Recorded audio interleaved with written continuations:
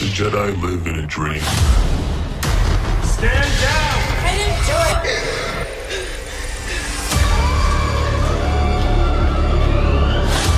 But an acolyte kills the dream.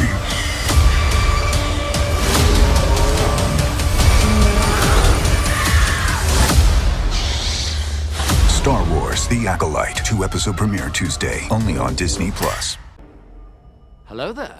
This is where the fun begins. What's up, guys? Unofficial Star Wars here. Hope you're all doing well, and welcome to my The Acolyte Episode 3 review/breakdown video. This episode is titled Destiny. We're gonna hop right on into it. Before we do, though, however, grab that subscribe button if you haven't already, as we're discussing and covering all types of Star Wars related news, leaks, rumors, theories, and breakdowns here on the channel. So if you guys are into any of that, go ahead and grab that subscribe button today. First and foremost, the obvious, yes, of course, there are spoilers ahead here for The Acolyte, all of its episodes that are out. Episode 3 here specifically, though, is what we are going to be discussing in today's video. As I had mentioned, it's titled Destiny. Let's also start with a bit of a disclaimer, if you guys will. Please let me know what you guys all think in the comments down below. Just keep it respectful, of course. Because for whatever reason, it's got to be one of the worst feelings out there, and I think some of you, most of you, probably know the feeling of watching something, really enjoying it, really liking it, and turning to the internet, seeing what other people may think, and everyone else absolutely hates it. They despise it, and they think the absolute opposite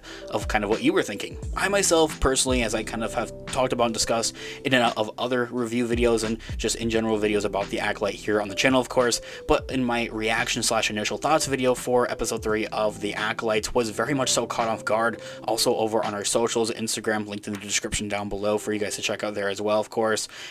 Very caught off about how much people really dislike The Acolyte, and that's totally fine, of course. You are entitled to your own opinions and thoughts, and a whole nother video discussing this and talking about this, I think, in more depth and in more detail later here on the channel. All the more reason to grab that subscribe button if you haven't already. But it also gets to a point. We're at episode 3. If you don't like The Acolyte, this is kind of a good time to hop off then. You're good. If you don't like it, nobody's going to force you to sit there and watch it, of course, unless somebody actually is.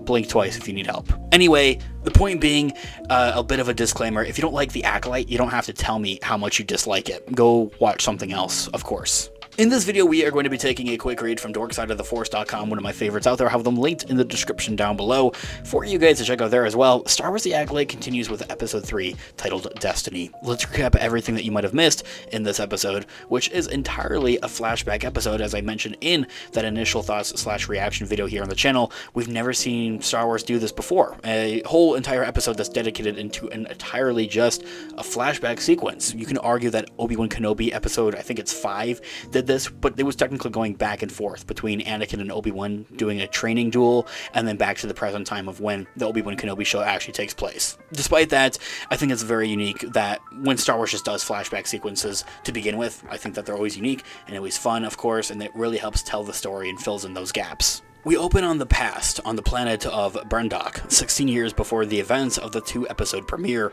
of The Acolyte. The world is lush and green with sweeping forests full of creatures.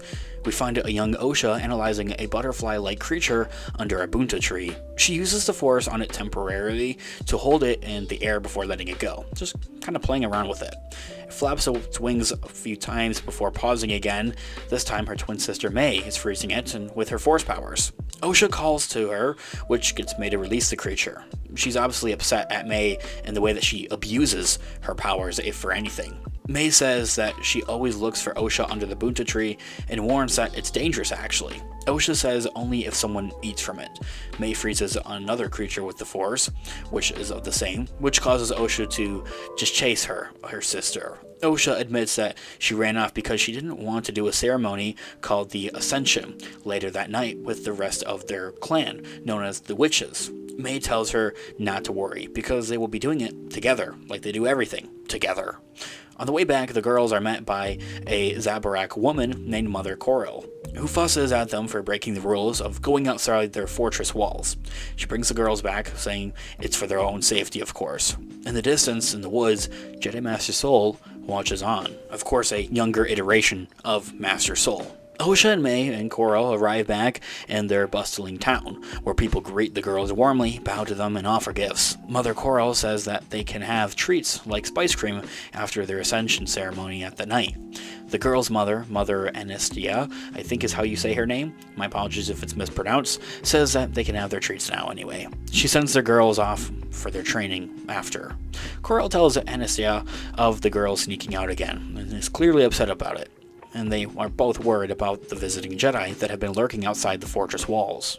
Fast forwarding beyond all of this, I won't get too much into detail and into depth here, of course. You guys just watch the episode for yourselves probably here as well. You guys have a clear idea of everything that goes on and happens within this episode. This episode does of exactly with everything that the first two episodes tell us what had happened 16 years ago on a fateful night. And as I had mentioned in our reaction video / initial thoughts video here on the channel plenty of times as well, is that I myself personally was very much so caught off that this episode was entirely just a flashback episode, not in a bad way whatsoever. It's just very unexpected because you would normally hear so much about, what had happened in the past, and they kind of would just tease it and tease it and tease it throughout the next couple of episodes up until maybe even the season finale to give us those flashback sequences. It feels like usually is what shows do, not just Star Wars shows, but just shows in general. They'll usually hold off on those flashback sequences. Seeing that the Acolyte doesn't hold on to that necessarily, and they give us that full-on explanation of what had happened 16 years ago on that fateful night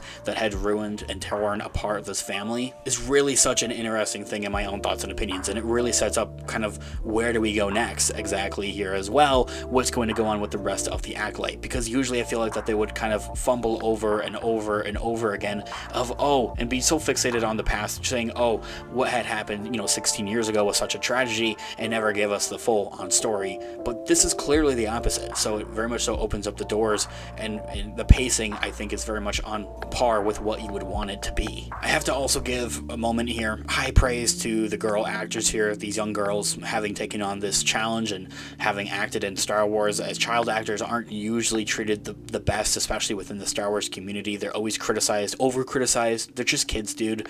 I mean, yeah, leave them alone. If you don't like their acting, I don't care. Just nobody cares. Of course, I thought personally, yeah, they were on par. I really loved how they were acting in this episode. Really brought it all together and really brought it all to life. A perfect casting really brought that emotion out. Actually, as I had also kind of mentioned in my reaction video and initial thoughts, this episode made me choke up because of how good their acting was. Overall, I really can't wait to see with what else the Acolyte continues to give us here and offer us here, continuing on the whole mystery here. A flashback episode was so, not in my deck of cards for the episode 3 at least, but it was so awesome to see that. I really loved it. Love everything about this show, quite honestly, with you guys. If you guys don't like it, as I had mentioned at the beginning of this video, nobody's forcing you to watch it unless somebody is holding you at gunpoint. Blink twice if you need help. Anyway, I'll catch you guys in the next video. Have a great one. The Force be with you as always. Peace out.